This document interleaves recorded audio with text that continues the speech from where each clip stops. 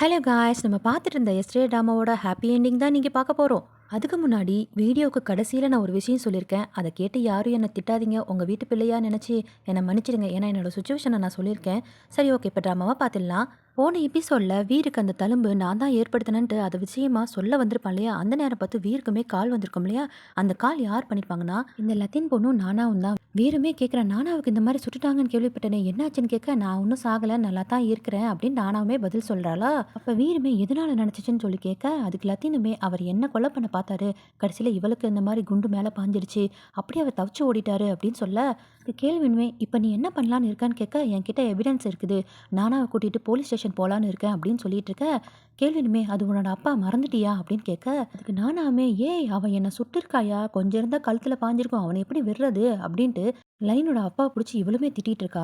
சரி, ஓகே, அடுத்த வேலையை போய் நாங்கள் பார்க்குறோன்ட்டு லலினுமே ஃபோனை வைக்க, அப்போ திரும்பவும் அவளுக்கு ஒரு ஃபோன் கால் வருதா. யாருன்னா போலீஸ் தான், இந்த மாதிரி உங்கள் அப்பா இறந்துட்டாங்க அப்படின்னு செய்தியை கேட்குறாளா. அந்த விஷயத்த கேட்டதுமே கொஞ்சம் வருத்தமாக தான் இருக்குது. நேராக ஸ்பாட்டுக்கு போனால் போன எபிசோட்லேயே அந்த கெயின் தான் அவங்க அப்பாவை கொண்டுட்டான் இல்லையா? அங்கே இருக்கிற போலீஸுமே இது சூசைட் கேஸாக இருக்குமோன்ட்டு எங்களுக்கு சந்தேகமாக தான் இருக்குது, இருந்தாலுமே நாங்கள் செக் பண்ணிட்டு சொல்லிடலாம் மேம் அப்படின்ட்டு அவங்க அப்பா பாடி எடுத்துகிட்டு போகிறாங்களா. இப்போயுமே போலீஸ் கேட்குறாங்க, உங்களுக்கு பேப்பர் ஒர்க்லாம் வேணுமான்னு கேட்க, இல்லை என்ன நடந்துச்சுன்றதை விசாரிச்சுட்டு எனக்கு சொல்லுங்க அப்படின்னு சொல்லி அனுப்பிடுறா. என்னதான் அவங்க அப்பா கொஞ்சம் கெட்டவரா இருந்தாலுமே அவங்க அப்பா இல்லையா, யாருமே இறக்குறோம் அப்படின்னு நினைக்க மாட்டாங்களையா. ஸோ அவங்க அப்பாவை நினச்சி கொஞ்சம் வருத்தப்பட்டு இருக்கா. அப்படியே கட் பண்ணா இந்த லாவிட்மே தன்னோட ரூம்ல உட்காந்துக்கிட்டு வீரு தான் எல்லாத்துக்கும் காரணம், அந்த பாஸ்புக்கை மட்டும் அவனுக்கு சொல்லி நாம எடுக்க வந்தாம இருந்தா நம்ம அப்பா இந்த வரைக்கும் இறக்காம இருந்திருப்பார்ல, என்னை எல்லாம் ஏமாத்திட்டாங்க அப்படின்ட்டு ஒரு மாதிரி வருத்தப்பட்டு உட்காந்துட்டு இருக்க. அப்ப வெளியே எல்லாருமே வந்து எதுக்கு நீ தனியா உட்காந்துட்டு இருக்க, உங்ககிட்ட பேசணும் அப்படின்னு சொல்ல, உள்ள இருந்து இவன் கத்துற, யார் கூடயும் எனக்கு பேசணும் விருப்பமே இல்லை, எல்லாருமே என்னை ஏமாத்திட்டீங்களா, உங்களாலதான் எங்க அப்பா இறந்தாருன்ட்டு உள்ள இருந்து கத்த. வீருமே வேற கேட்குறான், உன்கிட்ட கொஞ்சம் பேசணும் ப்ளீஸ் வெளியே வா அப்படின்னு கூப்பிடுறானா. இவனுமே உள்ள இருந்து கத்துறான், எல்லாமே உன்னாலதான்டா, என்னை தனியா விடுறீங்களா இல்லையான்ட்டு கத்த. அப்ப நானாவுமே அவனா சரியாகி வெளியே வரட்டும், எது உண்மைன்னு தெரிஞ்சாதான் அவன் வெளியே வருவான், கொஞ்சம் அவனை ஃப்ரீயா விடுங்க அப்படின்னு சொல்லிட்டு எல்லாருமே அங்கேருந்து கிளம்பி போயிடுறாங்க. இந்த நேரம் பார்த்து கேள்வினுக்குமே ஒரு ஃபோன் வருது. அவன் இல்லாம அவனோட கம்பெனியில் போர்ட் மீட்டிங் வச்சிருக்காங்களாமா. மற்ற ஷேர் ஹோல்டர்லாம் அவங்க பாட்டுக்கு மீட்டிங் வைக்கிறாங்கன்னு இன்ஃபர்மேஷன் வர, இவங்க ரெண்டு பேருமே கிளம்பி அங்கே போகிறாங்க. அங்கே போனால் அங்கே இருக்கிறவங்கலாம், என்னப்பா அதுக்குள்ளே ஜெயிலேருந்து ஒன்று ரிலீஸ் பண்ணிட்டாங்களா, அது மட்டும் இல்லாமல் அவன் கூட வேற சேர்ந்து வந்திருக்க அப்படின்ட்டு வீருமே சேர்த்து கிண்டல் பண்ண.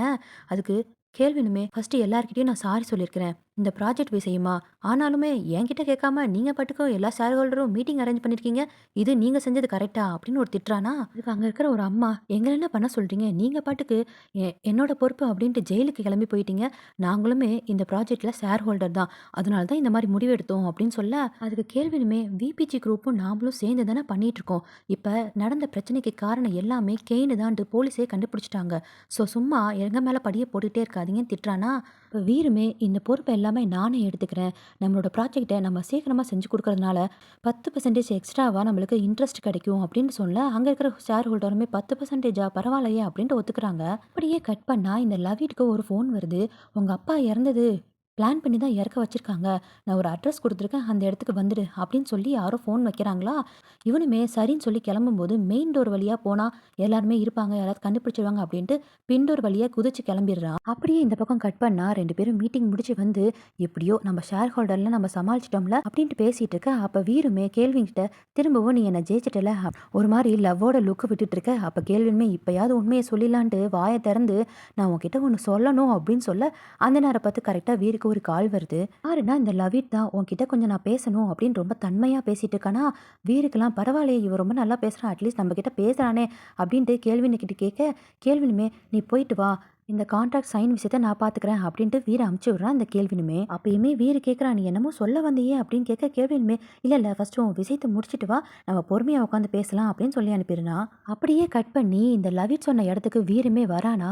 இந்த லவிட் நின்றுட்டு இருக்க தோரணையே சரியில்லை, வந்து மாட்டியா அப்படின்ற மாதிரி பார்த்துட்டு இருக்க. வீருமே என்னடா இடம், எங்கடா வர சொன்ன, என்னடா பேசணும் அப்படின்னு கேட்க, ரெண்டு அடியாள்கள் வந்து அவனை அப்படியே பிடிச்சிட்டு போயிடுறாங்க. என்ன இடம்டா, என்னடா என்னடா பண்ணிட்டு இருக்க அப்படின்னு வீருமே கேட்க, பார்த்தா இந்த கெயின் வரா, அவனோட பிளான் தான் போல இருக்கு. வந்ததுமே கெயின் கூட சேர்ந்து இன்னைக்கு சாயங்காலமா நீங்க ரெண்டு பேரும் கான்ட்ராக்ட்ல சைன் பண்ண போறீங்களா, எவ்வளோ தைரியம் அப்படின்னு திட்ட. வீரும் பிடிச்சி திட்டுறான், உன்னோட பிளான் தானடா அப்படின்ட்டு. அந்த கெயின் எல்லாம் இன்னமும் அந்த கோவத்துல அப்படியே வீரை கீழே தள்ளி போட்டு நச்சு நச்சு நச்சுன்னு மிதிக்கிறான். இதை பார்த்து இந்த லவீட்டுக்குலாம் இவன் என்ன இந்த மாதிரி பிஹேவ் பண்றான் அப்படின்ற மாதிரி நிப்பாட்றியா இல்லையான்னு ஒரு கத்து கத்துனதுக்கு அப்புறம் தான் அவன் ஸ்டாப்பே பண்றானா. அப்படியே இந்த கெயினுமே அவன் அடிச்ச அடியோட வீர ஒரு ஃபோட்டோ எடுத்துட்டு இருக்கா. இந்த பக்கம் பார்த்தா, அந்த கான்ட்ராக்ட் சைன் பண்றதுக்கு எல்லாரும் ரெடி ஆயிட்டு இருக்காங்களா, அந்த இடத்துக்கு வந்து வீருமே வரணும் போல இருக்கு. இன்னும் வராம இருக்கும்போது, சரி பார்த்துக்கலாம் அப்படின்ட்டு சைன் போட போகும்போது, கரெக்ட்டா வீரோட ஃபோன்ல இருந்தே கேள்வினுக்கு கால் வருதா. சரி இவங்க ஏதோ விஷயம் சொல்ல போறான்ட்டு, இவங்க கிட்ட கேட்டுட்டு போய் கால எடுக்குறானா, பார்த்தா அந்த பக்கம் இருந்து கெயின் தான் கூப்பிடுறானா. "டேய் நீயா? வீரோட ஃபோன்ல இருந்து என்னடா பண்ணிட்டு இருக்க? வீரன் என்னடா பண்ண?" அப்படின்னு சொல்ல, அந்த பக்கம் இருந்து அவன் ஃபோட்டோ அனுப்பி வைக்கிறான். இந்த அடிச்சான்ல, அந்த ஃபோட்டோவ அனுப்பிச்சு வைக்கிறான். அத பார்த்ததும் கேள்வினுக்குலாம் அப்படியே பதறுது. அது மட்டும் இல்லாம, "இப்ப நீ இந்த கான்ட்ராக்ட்ட நீ சைன் பண்ணாம அப்படியே நீ வரணும். நான் சொல்ற இடத்துக்கு நீ வரணும். அது மட்டும் இல்லாம போலீஸ்லாம் நீ கூப்பிடக்கூடாது." அப்படின்ட்டு அவனுமே ஃபோன வைக்க, கேள்வினுக்கு என்ன பண்றதுன்னே தெரியல. அங்கேருந்து கிளம்ப போக, அங்க இருக்கிற ஷேர் ஹோல்டர்லாம், "சைன் போட வந்துட்டு எங்க போறீங்க?" அப்படின்னு சொல்ல, "எனக்கு இத விட வீர் தான் ரொம்ப முக்கியம். எனக்கு இது முக்கியம் இல்ல." அப்படின்னு சொல்லிட்டு அங்கேருந்து கிளம்பி போயிட்டான். அங்க இருக்கிறவங்கலாம் திரும்ப இந்த மாரி நம்மள ஏமாத்துறான் போலன்ட்டு குசு குசுன்னு பேசிட்டு இருக்காங்களா. அப்படியே இந்த பக்கம் லாவிட்ட கூப்பிடுறதுக்காக இவங்க 2 பேருமே வந்து ரூம்ல பார்க்குறாங்க. ஆனா அவன காணோமா.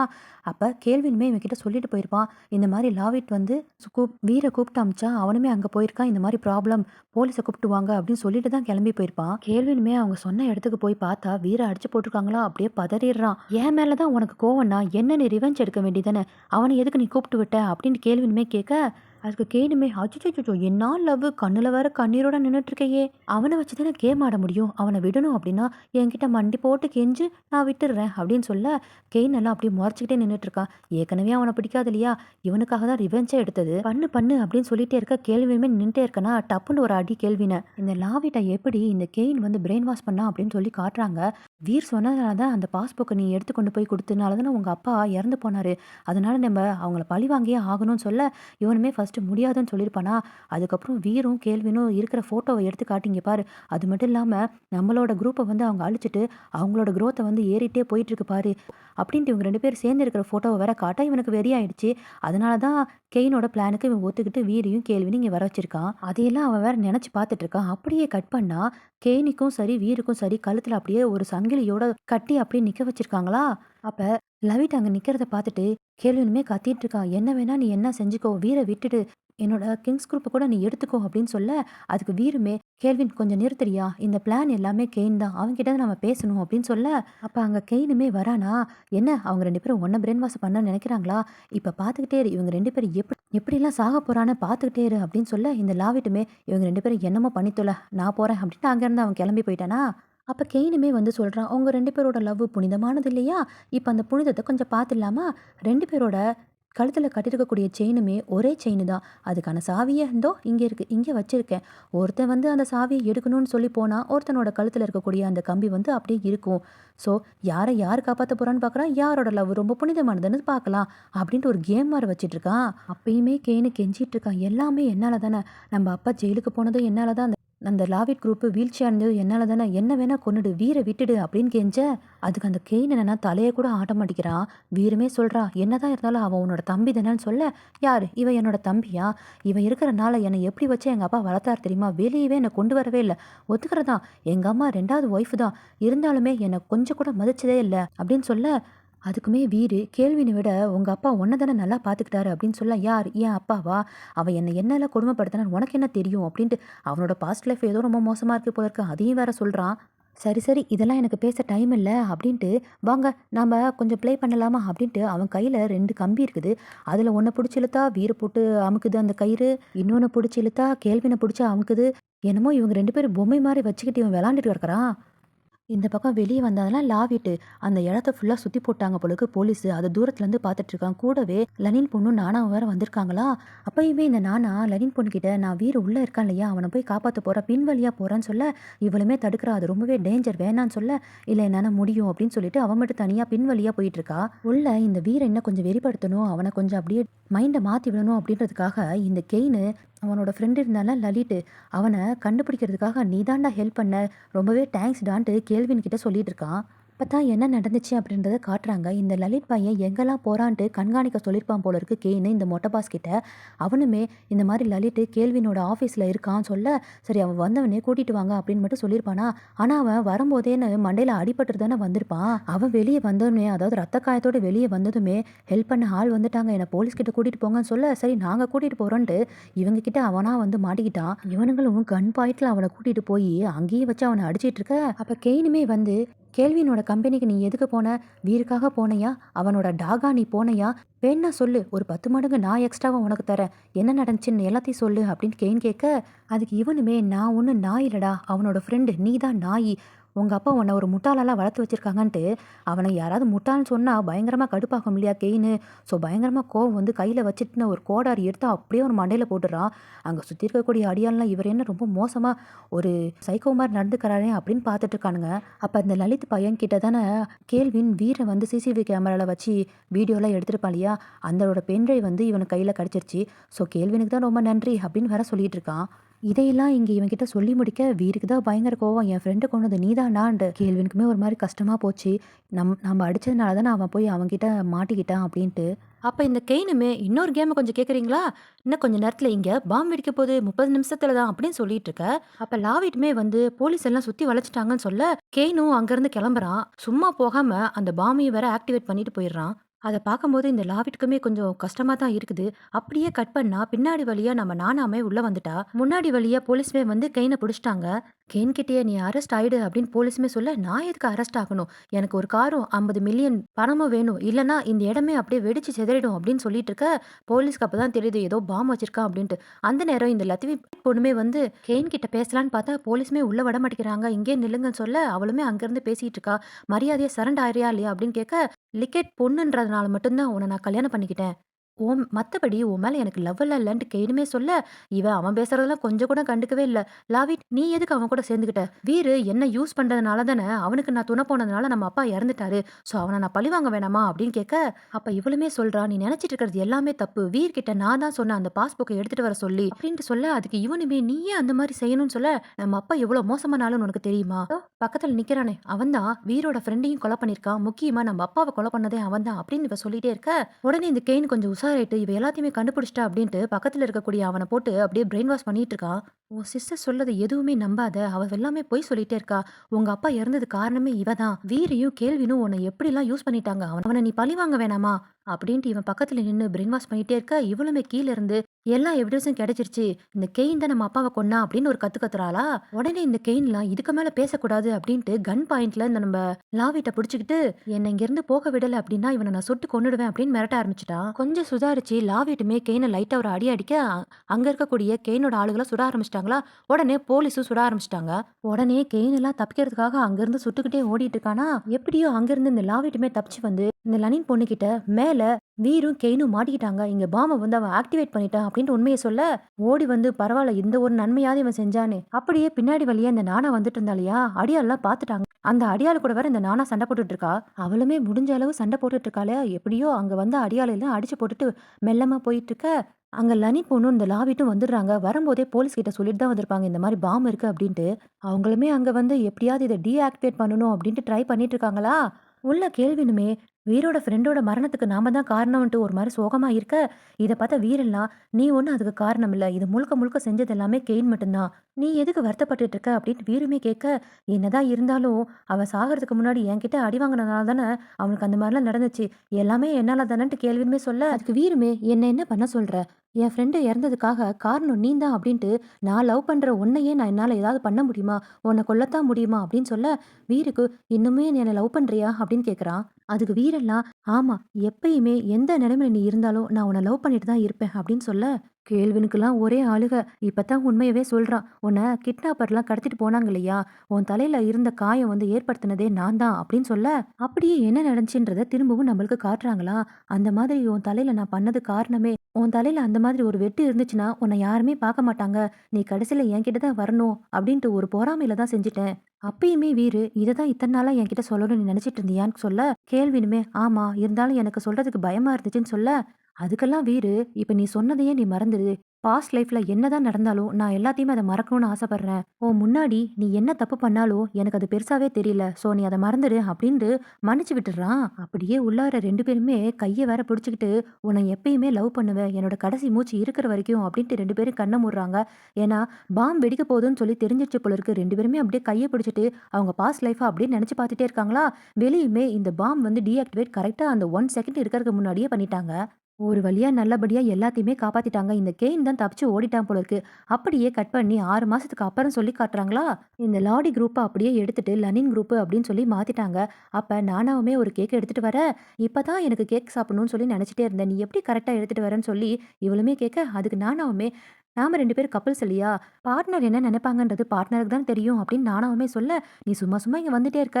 வீர் உன்ன கண்டிப்பா வேலைய விட்டு தூக்க போறான் பாரு அப்படின்னு சொல்ல, அதுக்கு நானாவுமே என் கேர்ள் ஃப்ரெண்ட பார்க்கறதுக்கு நான் அப்படித்தான் வருவேன் அப்படின்னு சொல்ல, அதுக்கு லனின் பொண்ணுமே நெக்ஸ்ட் வீக் நம்ம வெக்கேஷன் போலாமா அப்படின்னு கேட்கறாளா, அதுக்கு நானாவுமே நம்ம பீச்சுக்கு போலாம்னு சொல்லி ப்ராமிஸ்ல வேற வாங்கிக்கிறாங்க 2 பேருமே. அப்படியே கிஸ்ஸும் பண்ணிக்கிறாங்க. இந்த ஜோடி ஒரு வழியா நல்லபடியா சேர்ந்துடுச்சு. அப்படியே கட் பண்ணா இந்த லாவிட்ட ஜெயில்ல போட்டிருக்காங்க. ஏன்னா கெயினுக்காக இவன் தானே கொஞ்சம் ஹெல்ப் பண்ணா. ஸோ அவன பார்க்கறதுக்காக வீருமே வர, உன உள்ள இருக்கிறது ரொம்ப கஷ்டமா இருக்கா அப்படின்ட்டு வீருமே கேட்க, அதுக்கு லாவிட்டுமே பரவாயில்ல நான் பண்ண தப்புக்கு இப்படியே இருக்கட்டும். இன்னமும் நீ என்ன ஃப்ரெண்டா நினைக்கிறியா அப்படின்னு கேட்க, வீருமே கண்டிப்பா நீ எப்பயுமே என்னோட ஃப்ரெண்டு தான் அப்படின்னு 2 பேரும் பேசிக்கிறாங்களா. அப்ப நானாவுமே வீருக்கு கால் பண்ணி இந்த மாதிரி எனக்கு ஒரு ஹாஃப் மந்த் லீவ் வேணும். வெக்கேஷன் போறேன் அப்படின்னு சொல்ல, ஏம்மா நீ என்னோட செக்ரட்டரி நீ பாட்டுக்கு ஹாஃப் மந்த் லீவ் போட்டேன்னா எப்படிம்மா வேலை நடக்கும் அப்படின்ட்டு வீருமே கேட்க, அப்ப அந்த லனின் பொண்ணு பக்கத்துல தான் இருப்பாளா.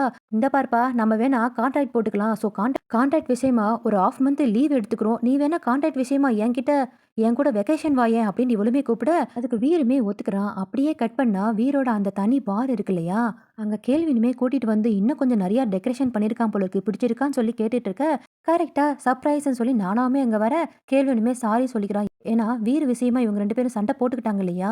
ஸோ கேள்வினுமே சாரின்னு சொல்ல, நானாவுமே பரவால்ல நான் எல்லாத்தையுமே மறந்துட்டேன்னு சொல்லி கை கொடுத்துக்கிறாங்க.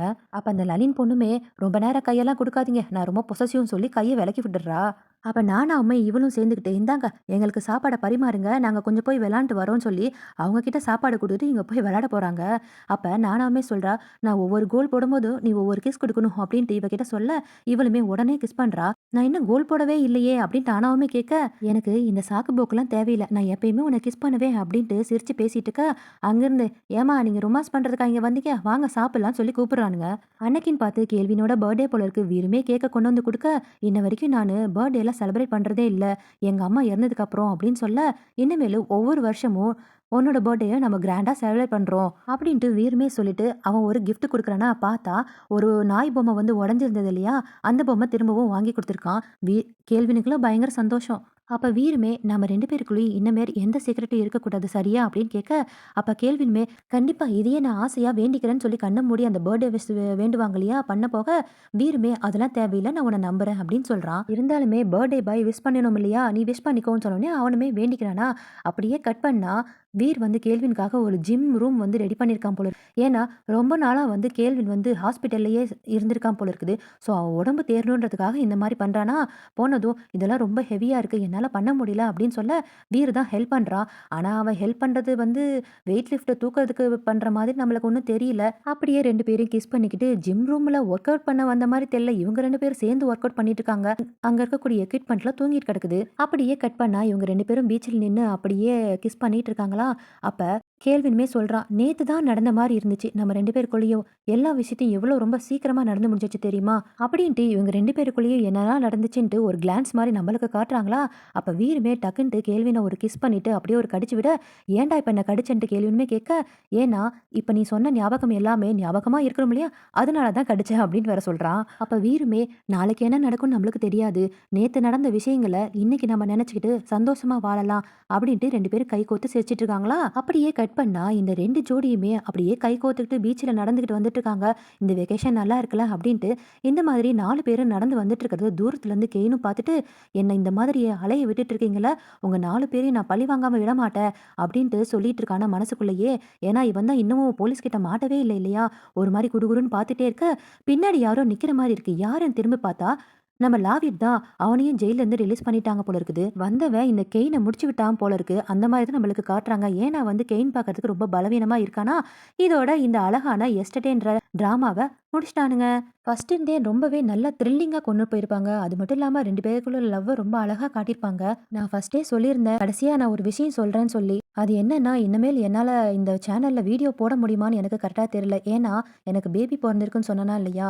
அவனையும் பார்த்துட்டு, வீட்டையும் பார்த்துட்டு, என்னால என்னையும் பார்த்துக்க முடியல. ஸோ அதிகமான எனக்கு உடல் பிரச்சனைகள்லாம் வர ஆரம்பிச்சிருச்சா, அதனால என் வீட்ல எல்லாருமே திட்ட ஆரம்பிச்சுட்டாங்க. எதுக்கு இப்ப தேவையில்லாம இந்த மாரிலாம் பண்ணிட்டு இருக்க? ஃபர்ஸ்ட்டு உன் குழந்தையும், உன் உடம்பையும் பாரு அப்படின்னு சொல்லியிருக்காங்க. இருந்தாலுமே என்னால பிஎல் பார்க்காம இருக்கவே முடியல. ஏதாவது ஒரு ட்ராமா எப்படியாவது பார்த்துட்டு தான் இருப்பேன்.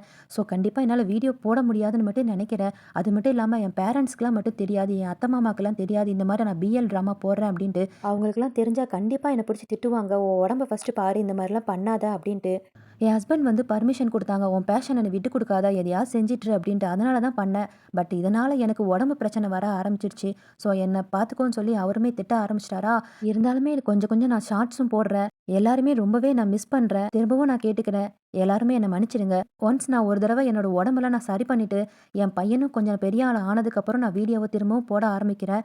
ஸோ திரும்பவும் நான் கேட்டுக்கிறேன். எல்லாருக்குமே சாரி. அண்ட் இவ்ளோ சப்போர்ட் பண்ண என்னோட சப்ஸ்கிரைபர் எல்லாருக்குமே ரொம்ப ரொம்ப ரொம்ப தேங்க்ஸ். பாய்.